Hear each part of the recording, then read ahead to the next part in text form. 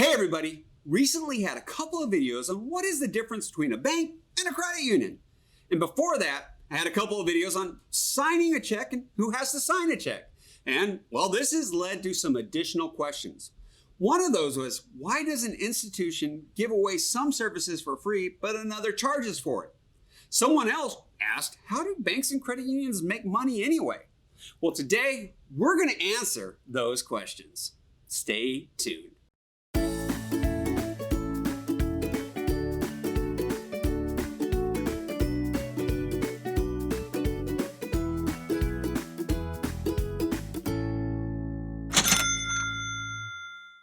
So, have you ever wondered how banks work or how they make money, especially when it seems like they offer so much for free? Well, then this video is just for you. Just how do banks and credit unions make money? You may recall from our videos on the differences between a bank and a credit union that there really isn't too much of a difference between them anymore. It comes down to customer service, product offerings, and locations, as well as some other variables. But in general, they are very similar. You see, when you go to your bank or your credit union and you're putting your money in your account, have you ever thought to yourself, what are they doing with my money? Does it go in the vault somewhere and someday you can pull out that exact dollar bill? Oh, I want you to know, that's what my son Liam thought. A couple years ago, we went to the bank to open up his savings account. And before he was going to hand over his $50 bill, he had some questions. Actually had a lot of questions. And I have to say, the service rep that helped us open the account was incredibly patient. But one of his questions was, where is my $50 bill going to be stored and what if I want it back? It took a minute before we realized he thought he could get that exact $50 bill back. And when he was told that he wouldn't get that exact $50 bill back, he wasn't so sure he wanted to open an account. But we kept answering his questions. And in particular, just what are you going to do with my $50 bill? You see, when someone, and in this case Liam, deposits money into their account, the bank or the credit union can then lend that money to other people.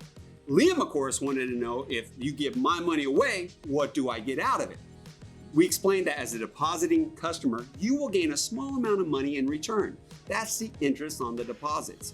And the lending customer pays a larger amount of money to the bank or credit union in return, and that is what we call interest on loans. And to make money for itself, the credit union or bank, they get to keep the difference between what you make and what they charge. It doesn't have to be, but it sure can be quite difficult to understand in banking. I think a lot of that stems from the belief that banks are complex and very different from most other businesses.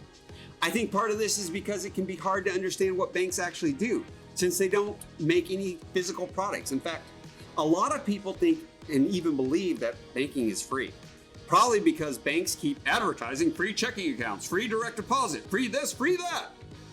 As you will recall in the videos comparing banks and credit unions, banks are in the business of making money for their shareholders, and credit unions are owned and operated by their members, and they share in the profits they make.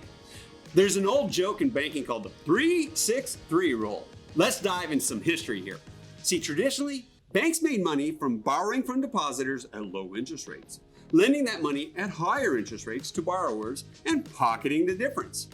So here is where the 3-6-3 rule comes in. See, the joke was a 3-6-3 business. You borrow money at 3%, lend it at 6%, and you're off to the golf course by no later than 3 p.m. Okay, that was also when we truly had bankers' hours, and those days are long gone. Back then, most institutions also charged monthly fees to customers for maintaining basic account services. But these service fees, they actually were fairly low. I know that the first couple accounts I opened, I did have to pay monthly fees. And as also discussed in our banks versus credit union video, I mentioned commercial banking. Well, as a payments professor, we do have to pay those monthly service fees for our commercial business account. But as an individual consumer and account holder, I generally don't pay any of those fees. That goes back to the impact of deregulation. Yeah, we're in a history lesson here.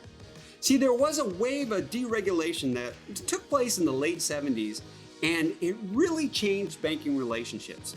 Larger companies started to realize that they could borrow from the bond markets more cheaply than they could from the banks, putting the lend at 6% part of that 3-6-3 rule in major jeopardy. Then came new consumer products such as interest-bearing checking accounts, credit cards, money market accounts, home equity loans, student loans, and even more. And all of this became available to everyone. This also meant that banking became a lot more complicated and more work to be done beyond just savings and lending. There are two things that ended up happening from the deregulation in the 70s. One of the first ones was the banks realized that the bigger they were, the more loans they could make. And also with deregulation, the banks realized they could grow even bigger by acquiring smaller banks.